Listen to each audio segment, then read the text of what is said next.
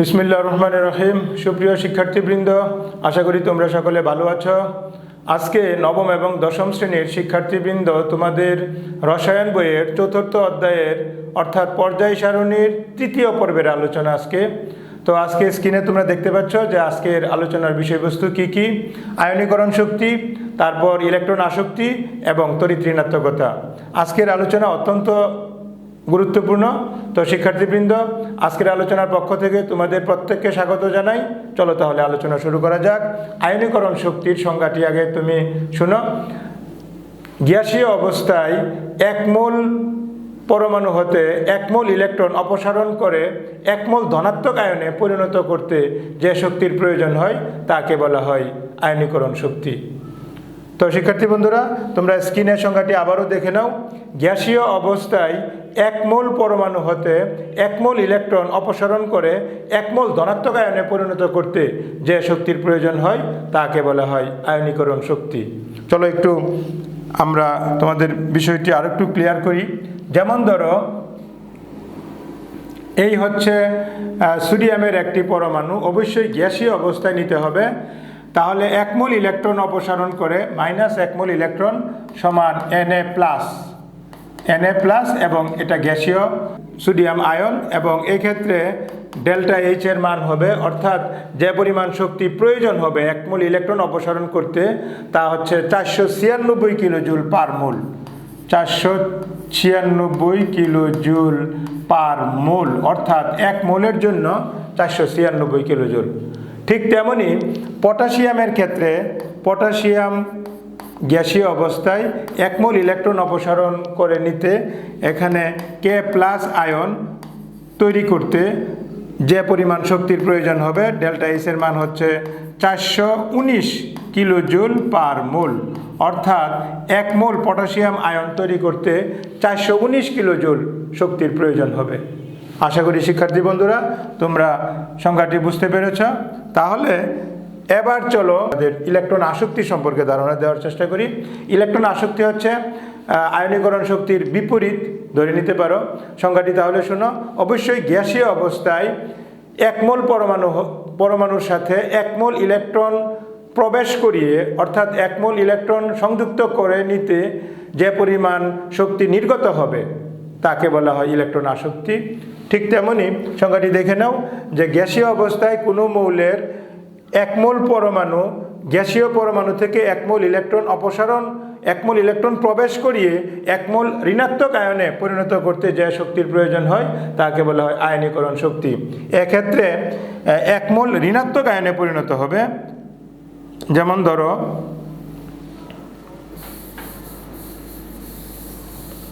ধরো ফ্লুরিন, অবশ্যই গ্যাসীয় পরমাণু, তাহলে এক মোল ইলেকট্রন সংযুক্ত হবে এর সাথে, এবার হবে ফ্লোরাইড আয়ন এবং গ্যাসীয়।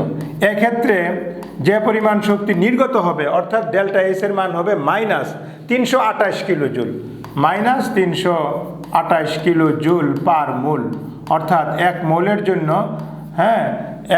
জন্য 328 কিলো জুল তাপ শক্তি নির্গত হবে। ঠিক তেমনি ক্লোরিনের ক্ষেত্রেও, ক্লোরিন গ্যাসীয় অবস্থায় যদি এক মোল ইলেকট্রন, ক্লোরিন গ্যাসীয় এবং এক মোল ইলেকট্রন যদি গ্রহণ করে তাহলে ক্লোরাইড আয়ন পরিণত হবে এবং অবশ্যই গ্যাসীয় থাকবে।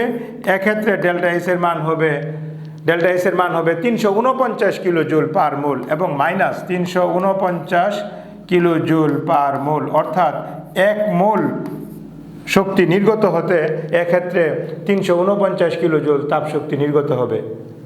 তো শিক্ষার্থী বন্ধুরা, আশা করি তোমরা এই তড়িৎ ঋণাত্মকতা অর্থাৎ ইলেকট্রন আসক্তি এবং তড়িৎ ঋণাত্মকতা, ইলেকট্রন আসক্তি এবং আয়নীকরণ শক্তি তোমরা বুঝতে পেরেছ। এবার চলো তোমরা বুঝবে যে তড়িৎ ঋণাত্মকতা কাকে বলে। দুটি গ্যাসীয় পরমাণু যখন তাদের মধ্যে সমযোজী বন্ধনে আবদ্ধ হয় তখন দুটি ভিন্ন পরমাণুর নিউক্লিয়াসের মধ্যবর্তী স্থানে এক জোড়া ইলেকট্রন অর্থাৎ শেয়ারকৃত ইলেকট্রন যুগল কোনো একটি পরমাণু নিজের দিকে আকর্ষণ করবে। এই আকর্ষণ করার ক্ষমতাকে বলা হয় তড়িৎ ঋণাত্মকতা। সংখ্যাটি আমি আবারও বলছি, দুটি ভিন্ন পরমাণু যখন সমযোজী বন্ধনে আবদ্ধ হওয়ার সময় উভয় নিউক্লিয়াসের মধ্যবর্তী স্থানে ইলেকট্রন যুগল অংশগ্রহণ করবে এবং এই শেয়ারকৃত ইলেকট্রন যুগল যে পরমাণু তার নিজের দিকে আকর্ষণ করবে এবং এই আকর্ষণ করার ক্ষমতাকে বলা হয় তড়িৎ ঋণাত্মকতা। তো চলো একটা উদাহরণ দেখো, তাহলে বিষয়টি আরও ক্লিয়ার হবে।